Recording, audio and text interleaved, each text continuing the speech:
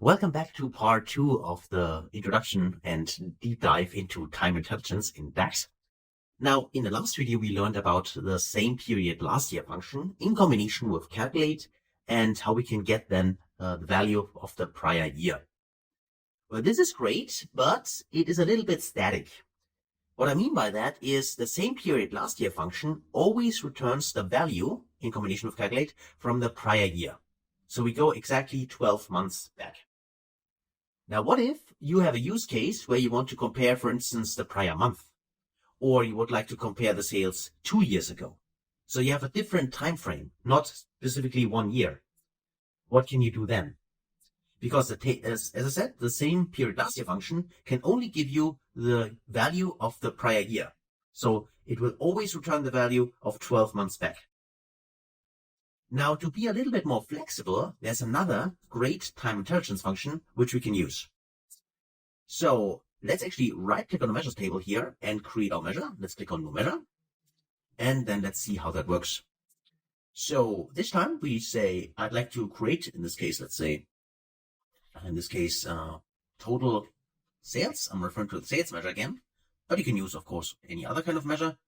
And let's call this let's say prior period, PQ for prior period, PP, or let's say last period because we use last period, LP is equal to, and now inside this new line, let's just say this will be again the calculate function. So calculate will be used because we need to modify the context. The expression in our case is again the total sales. And now for the filter, we don't use the same period last year function. Instead, we want to use the date add function. So date add. And date add requires a few arguments, which is the dates, then the number of intervals, and then the interval. So for instance, just to see that we can get the same result as with the same period last year function, we could say that for the dates, we're referring to the dates table date, this one. For the number of intervals, we refer to -1 because we want to go back 1 year. And for the interval, we simply specify here the year. We can close this and then close the calculate function. And then let's press enter to evaluate that. So here we go. Let's make this a little bigger so we have more space. Okay. And now let's actually add this last period here. In this case, to our visualization. But before we do that, let's format this also as a dollar symbol in here. Okay. And now let's actually drag this inside. Or use here the on object and click here and say add data. And under the measures table here, you can also select also the prior period in here and like that. And you see hopefully that this value here returns exactly the same as we've seen for the same period last year function, this one here. Right? So this value equals this value, this equals this value, and so on. So this works exactly the same as before. The great thing now for the date add function is it is flexible. Because we could always go inside the last period here and say instead of -1, we could say, for instance, -2 years. Not 21, but 2 years. Like that. We can press enter. And now, of course, we don't see anything here. But for 2023, for instance, here in January, now we see the 1024 from 2021 in here. Because now the date is shifted 2 years.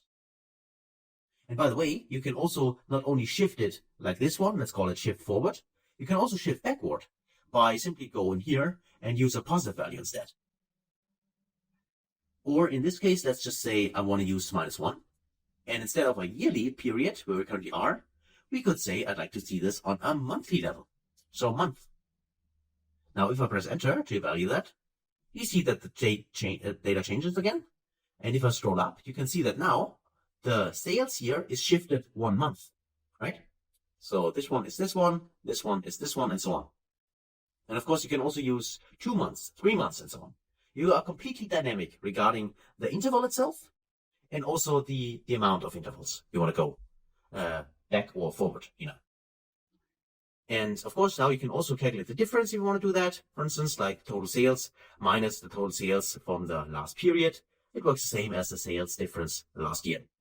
And as an exercise, I can leave this to you, that you also calculate this value, so the difference between those two, and also make sure that you also format this correctly. So that's it actually for this lecture about the date add function.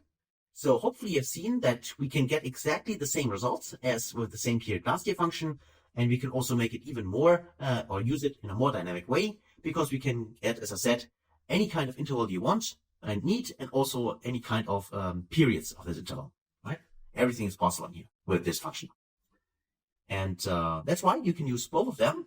So if it is a yearly period, there's actually no difference regarding whether you want to use the first one or the second one.